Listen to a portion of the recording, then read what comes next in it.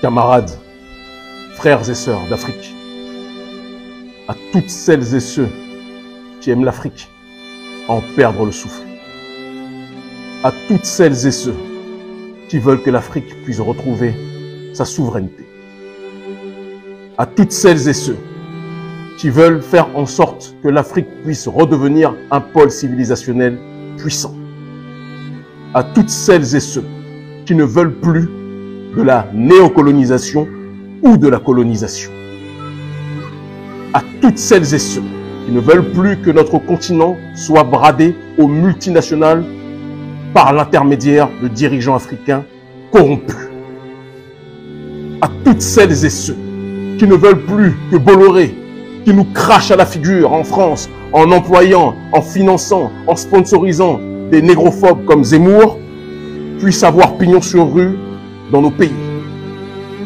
À toutes celles et ceux qui ne veulent plus que l'oligarchie française fasse la pluie et le beau temps dans nos pays. À toutes celles et ceux qui ne veulent plus de militaires français qui sont présents sur nos sols pour sécuriser l'accès aux ressources, mais qui ne sont pas présents sur nos sols pour lutter contre un terrorisme que l'Élysée et les autres chancelleries occidentales ont provoqué.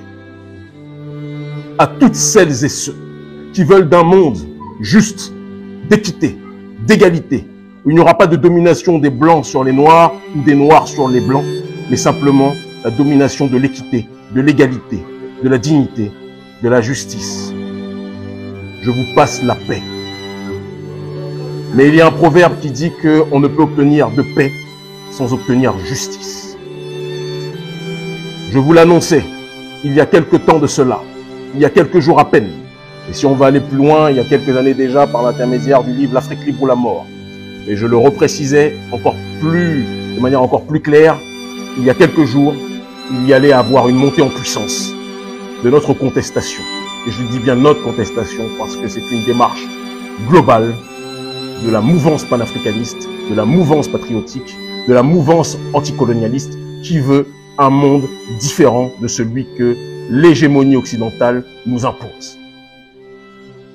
Les militaires français, depuis leur arrivée dans nos pays, a fortiori après la déstabilisation de la Libye, n'ont apporté que désolation, n'ont apporté que déstabilisation, n'ont apporté que pillage, n'ont apporté que la sécurisation pour leurs propres intérêts à l'accès aux ressources, mais n'ont en aucun cas fait reculer le terrorisme.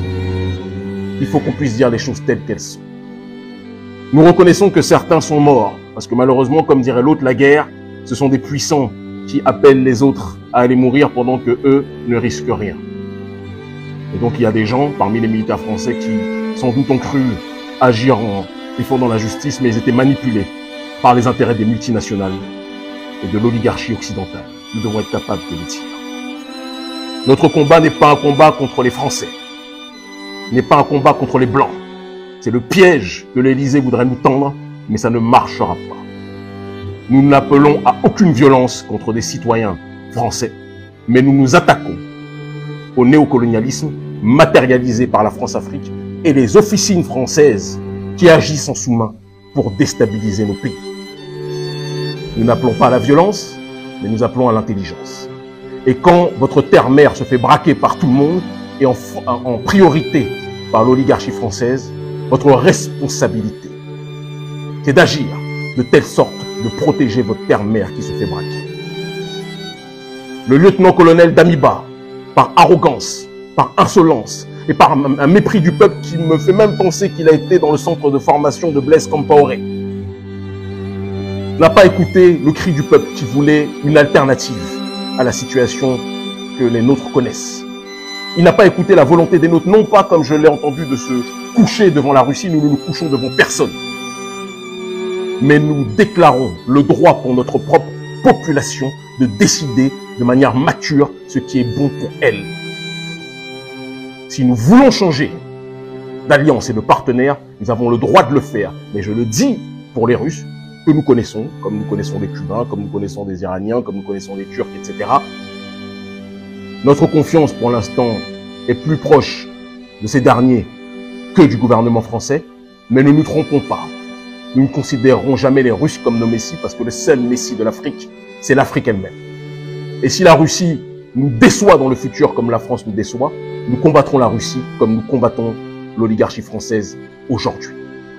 Mais pour l'instant, nous voulons un monde multipolaire et donc nous voulons des alliances avec des gens qui sont dans une logique d'agir pour faire reculer véritablement le terrorisme et non pas le sponsoriser comme certaines entités que nous connaissons. Le jeune frère Ibrahim Traoré doit être protégé, doit être accompagné. Et j'adjoins tous nos partisans, tous nos sympathisants, ceux qui me suivent depuis des années à la 2S TV, qui me suivent depuis des années à Vox Africa, qui me suivent entre autres sur les réseaux sociaux, même si ce n'est objectivement pas notre source prioritaire de communication, d'accord? J'appelle tous ces derniers à protéger le frère Ibrahim Traoré. Nous ne menons pas un combat de violence, mais nous menons un combat d'intelligence, un combat de dignité, un combat de justice sociale contre la même élite qui asphyxie son propre prolétariat français.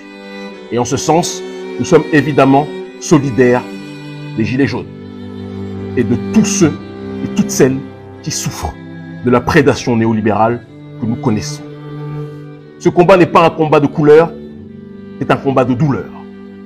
La douleur que ressent une grande partie de la population mondiale, mise de côté, et a fortiori le continent africain, mis de côté, asphyxié, humilié, dépouillé, sans qu'on puisse lui laisser le choix de décider pour lui-même de sa propre destinée. Quand nous décidons par nous-mêmes, on nous taxe de populistes, on nous taxe d'extrémistes, on nous taxe de racistes, alors qu'il y a plein de prolétaires caucasiens qui nous soutiennent.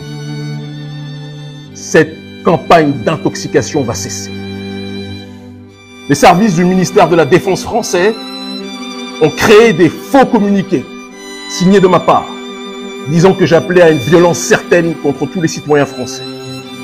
Je précise avec la plus grande force et la plus grande fermeté que nous réprouvons toute attaque contre qui que ce soit et jusqu'à preuve du contraire, nos militants, nos sympathisants, nos éléments ne mènent aucune attaque à l'heure actuelle contre aucun civil. Mais nous voulons faire partir le néocolonialisme et nous ferons partir ce néocolonialisme à tout prix. Mais pas au prix de la vie d'innocents. Les barbares, c'est vous, chers néocolonialistes. Ce n'est pas nous. La justice sociale, c'est ce que nous demandons. Le droit à la réappropriation de nos ressources, c'est ce que nous demandons. Le droit à la dignité, à l'égalité, à la fraternité, c'est ce que nous demandons. Le droit à la bonne gouvernance, c'est ce que nous demandons. Le droit à la véritable lutte contre le terrorisme sponsorisé par vos multinationales, c'est ce que nous demandons. En concordance avec l'élite du Qatar, avec que vous recevez allègrement dans vos palais pour signer des contrats. Nous voulons une véritable lutte contre le terrorisme. Nous voulons une véritable lutte contre l'injustice sociale. Nous voulons une véritable lutte contre le pillage de nos ressources, nos matières premières. Nous voulons une véritable lutte contre l'injustice néocoloniale que vous propagez depuis Jacques Foccart. Jacques Foccart et De Gaulle, parce que je sais, je viens sur De Gaulle, certains nous disent, Kémy, pourquoi tu n'es pas au Faso à l'heure actuelle? Je suis quelque part en Afrique francophone, je n'ai pas à vous dire plus. Mais votre propre De Gaulle lui-même était à Londres lorsqu'il lançait l'appel à ses troupes. Vous vous souvenez? Alors ne soyez pas surpris que les panafricanistes, où qu'ils soient, coordonnent, mobilisent et soutiennent les nôtres pour un monde plus juste, un monde meilleur, un monde de dignité, un monde d'égalité, un monde de justice et de révolution réelle. Vous ne nous aurez plus, vous ne nous manipulerez plus. Notre génération a tiré les leçons de ce que vous avez fait auparavant vis-à-vis de nos aïeux.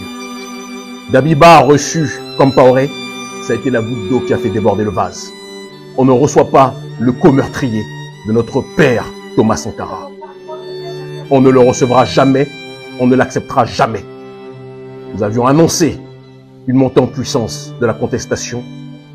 Cette montée en puissance s'est matérialisée et j'appelle tout le monde, je dis bien tout le monde, à ce qu'elle puisse continuer, s'accentuer. Mais je répète à toutes nos troupes, à tous nos militants, à tous nos sympathisants, à tous ceux qui sont coordonnés. Si je cite les noms, je vais peut-être en mettre certains en danger. Donc, je préfère ne pas citer les noms, d'accord? Mais toutes les organisations patriotiques qui entourent à l'heure actuelle le frère Ibrahim Traoré savent de quoi je parle. Nous vous aimons en crever. L'Afrique libre ou la mort, nous vaincrons. Nous le préconisions depuis des années. L'heure est à la matérialisation de nos théories. Ils finiront par comprendre. Ne vous laissez pas manipuler.